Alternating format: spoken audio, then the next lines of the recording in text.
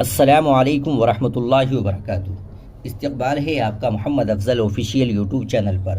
ناظرین کرام، آج کی یہ ویڈیو ائمہ مساجد سے متعلق ہے۔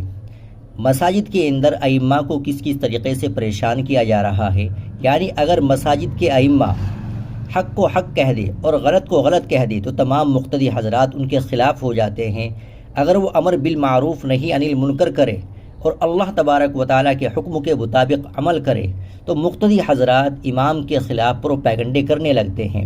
اسی طرح ایک امام کا استعفیٰ نامہ سامنے آیا ہے اور وہ اپنے استعفے نامے میں کیا لکھتے ہیں اگر آپ سنیں گے تو تعجب میں جائیں گے۔ اور یہ ایک مسجد کے مقتدی کا حال نہیں ہے، بلکہ تمام مساجد کے مقتدی کا حال یہی ہے کہ جہالہ مقتدی یعنی جاہل مقتدی جسے قاعدے کے الف کا نہیں پتہ ہوتا ہے، وہ امام پر نکیر کرنے کو کھڑا ہو جاتا ہے۔ تو آپ استعفیٰ نامہ سنیے، اس میں کیا لکھا ہے۔ السلام علیکم ورحمۃ اللہ وبرکاتہ۔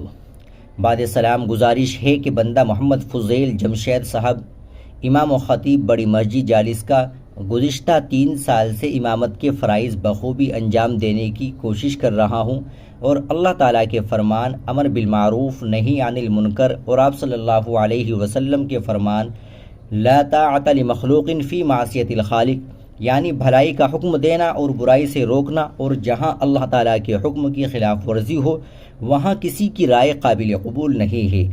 بس میں اسی پر عمل کرتا گیا اور کچھ لوگوں نے نہی عن المنکر کے خلاف آواز لگانا شروع کر دی، اور نہی عن المنکر میں ہی آتا ہے مولانا سعد کاندھلوی صاحب کے غلط بیانات کی اصلاح کرنا۔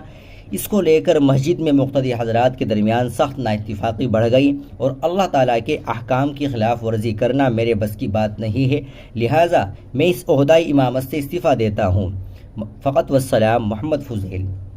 ناظرین کرام، امام صاحب کا یہ استعفیٰ نامہ پڑھ کر آپ خود اندازہ لگا سکتے ہیں کہ جاہل مقتدیوں کی حالت کیا ہو گئی ہے اور وہ کس طرح اندھی تقلید میں چلے گئے ہیں۔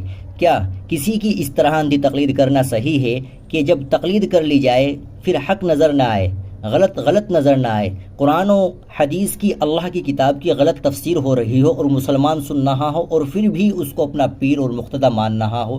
کیا یہ صحیح ہے یا نہیں؟ آپ کمنٹ باکس میں ضرور بتائیے گا۔ اور مسلمانوں کی عقل پر کس طریقے سے پردہ پڑ گیا ہے، آپ خود سمجھیے اور خود سوچیے۔ ناظرین، آپ اس ویڈیو کو زیادہ سے زیادہ شیئر کر دیجیے، لائک کر دیجیے، چینل کو بھی سبسکرائب کر دیجیے گا۔ السلام علیکم ورحمۃ اللہ وبرکاتہ۔